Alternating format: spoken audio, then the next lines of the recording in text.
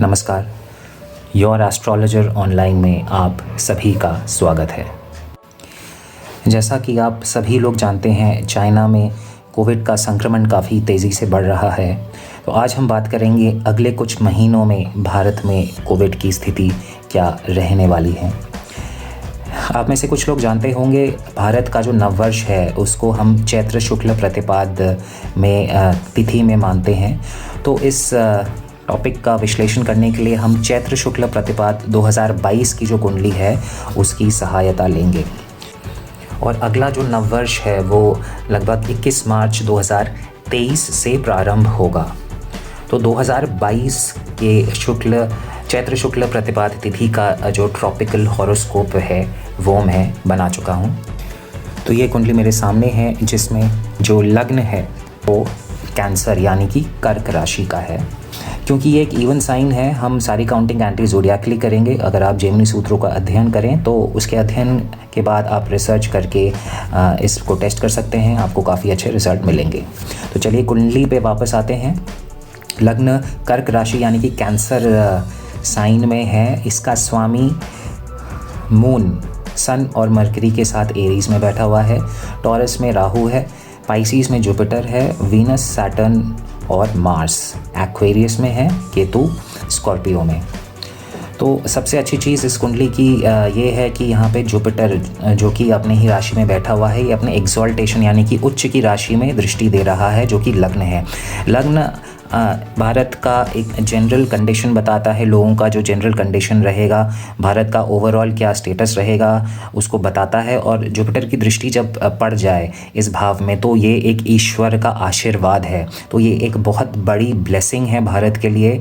और हम सभी लोग जानते हैं कि भारत का पिछले एक वर्ष में कैसा इम्पोर्टेंस रहा है वर्ल्ड अफेयर्स में, इंटरनेशनल फोरम्स में भारत की क्या इम्पोर्टेंस रही है। इस कॉम्बिनेशन से ये चीज़ काफ़ी अच्छे से दिखती है।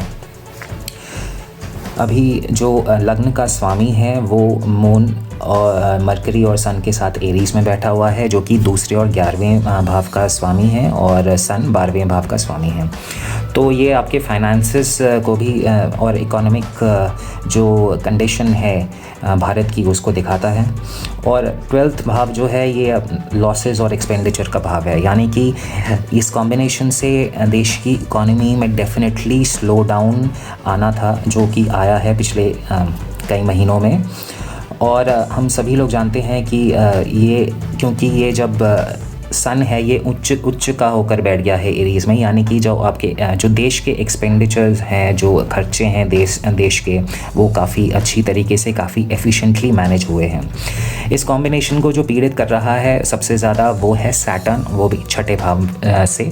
छठे भाव में सैटर्न और मार्स और वीनस बैठे हुए हैं। सैटर्न और मार्स का कॉम्बिनेशन एक लड़ाई को दिखाता है, और स्पेशली क्योंकि ये छठे भाव में बैठा हुआ है तो एक युद्ध को दिखाता है।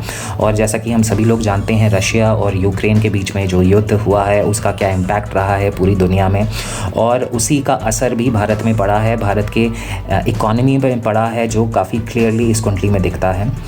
तो इकोनॉमिक स्लो डाउन जैसा कि मैंने बताया काफ़ी क्लियर है, और एक वॉर की वजह से जो इम्पैक्ट पड़ा है वो भी शनि की दृष्टि से काफ़ी यहाँ पे क्लियरली विजिबल है। सन की राशि दृष्टि पड़ रही है सैटर्न में, जो कि धनिष्ठा नक्षत्र में है, साइन एक्वेरियस में, जो कि एक प्राइस्ड सैटर्नियन कमोडिटी दिखाता है, जैसे कि क्रूड ऑयल। और क्रूड ऑयल की समस्या को कितनी एफिशिएंटली हैंडल किया गया वो इस कॉम्बिनेशन से काफ़ी क्लियर हो जाता है। कोविड की बात कर लेते हैं। सैटर्न 6th हाउस में बैठा हुआ है, जैसे कि मैंने आपको बताया था, ये डिजीज़ेस का यानी कि बीमारियों का भी भाव है, और शनि भी आपकी बीमारियों का कारक है। यहाँ से ये ग्रह दृष्टि और राशि दृष्टि दोनों ही दे रहा है सन, मरकरी और मून पे। और मून आपका लग्न लॉर्ड है इस हॉरोस्कोप का, जो कि यानी कि जनरल पब्लिक को दर्शाता है। शनि की दशा इस हॉरोस्कोप में लगभग 13 जनवरी से स्टार्ट होगी, यानी कि आप एक्सपेक्ट कर सकते हैं जनवरी से थोड़ी सी इन्फेक्शंस में वृद्धि भी आ सकती है। शनि जो कि बीमारियों को दर्शाता है, और साथ में वीनस भी है जो राहु का स्वामी है, जो कि एक वायरस को दिखाता है। यानी कि क्लियरली ये कॉम्बिनेशन एक दिखा रहा है थोड़े इन्फेक्शंस में ज़रूर वृद्धि आएगी। 12वां भाव आपके बंधन का भी है और मोक्ष का भी है, और शनि की जब इस भाव के स्वामी पे या इस भाव पे दृष्टि पड़ती है तो वो आपका बंधन का कारक बन जाता है। यानी कि डेफिनेटली एक्सपेक्ट करिए कुछ फ्रीडम ज़रूर कर्टेल होगी इस पीरियड में। आप माइनर रेस्ट्रिक्शंस और लॉकडाउन बिल्कुल एक्सपेक्ट कर सकते हैं इस पीरियड में। सैटर्न जो कि 6th और 7th का लॉर्ड है इस हॉरोस्कोप में, यानी कि फॉरेन ट्रैवल जो कि 7th हाउस दिखाता है, और इंटरनेशनल ट्रैवलर्स पे डेफिनेटली रेस्ट्रिक्शंस लग सकते हैं। 3rd हाउस जो कि डोमेस्टिक ट्रैवल का है, इसमें राहु बैठा हुआ है और इसका जो लॉर्ड है वीनस वो भी एरी साइन में सैटर्न के साथ बैठ गया है। यानी कि क्लियरली थोड़ा सा इफेक्ट यहाँ पे दिख रहा है एयरलाइन इंडस्ट्री पे। साथ में मार्स जो कि 4th और 9वें का स्वामी है, यानी कि होटल, हॉस्पिटैलिटी इंडस्ट्री और टूरिज़्म, ये सभी इंडस्ट्रीज़ कुछ हद तक बिल्कुल इफ़ेक्ट होंगे। और मार्स जो कि कंस्ट्रक्शन, सैटर्न के साथ 6ठे भाव में ये कंस्ट्रक्शन इंडस्ट्री को भी दिखाता है, तो कंस्ट्रक्शन इंडस्ट्री पे भी थोड़ा इम्पैक्ट पड़ सकता है। 9वां घर में मरकरी का राशि एस्पेक्ट पड़ने के कारण ये एजुकेशनल इंस्टीट्यूशंस को दिखाता है। इस पे सैटर्न और जुपिटर दोनों का ग्रह दृष्टि पड़ रहा है, तो सैटर्न की दृष्टि के कारण थोड़े टेम्पररी रिस्ट्रिक्शंस ज़रूर आ सकते हैं, लेकिन जुपिटर की दृष्टि की वजह से कोई सिग्निफिकेंट इम्पैक्ट नहीं पड़ेगा एजुकेशनल इंस्टीट्यूशंस पे। जुपिटर इस हॉरोस्कोप में 5th हाउस में बैठा हुआ है और अपने ही घर में बैठा हुआ है, यानी कि बच्चों पे कोई ख़ास फ़र्क, कोई ख़ास असर नहीं पड़ेगा इस इन्फेक्शन का। तो बहुत बड़ी अलार्मिंग सिचुएशन नहीं दिख रही है इस हॉरोस्कोप में। जैसे कि मैंने कहा, जुपिटर का एस्पेक्ट पड़ रहा है, ग्रह दृष्टि पड़ रही है लग्न पे, जो कि उसका एक्सॉल्टेशन साइन है, यानी कि ईश्वर का आशीर्वाद है भारत के साथ।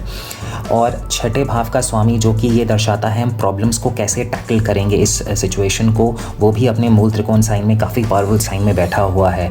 यानी कि कोविड की जो सिचुएशन है काफ़ी एफिशिएंटली, काफ़ी अच्छे से टैकल करी जाएगी।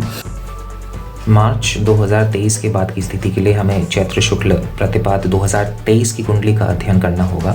वृश्चिक यानी कि स्कॉर्पियो लगन की कुंडली है और मार्स जो कि लग्न लॉर्ड है 6ठे भाव में बैठ गया है, शनि की राशि दृष्टि पड़ रही है, यानी कि इन्फेक्शंस का खतरा ख़त्म नहीं होगा।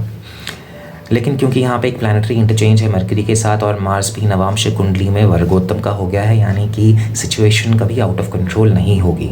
इस कुंडली के बारे में डिटेल में किसी और वीडियो में बात करेंगे, पर जहाँ तक कोविड की अगर मैं बात करूँ तो सिचुएशन कभी बेकाबू नहीं होने वाली है।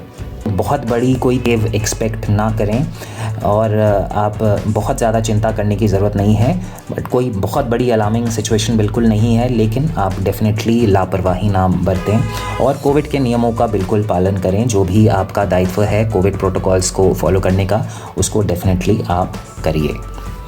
तो ये थी एक रीडिंग कोविड के बारे में, एक एस्ट्रोलॉजिकल पर्सपेक्टिव। तो आगे चल के किसी और विषय पे बात करेंगे, तब तक के लिए नमस्कार।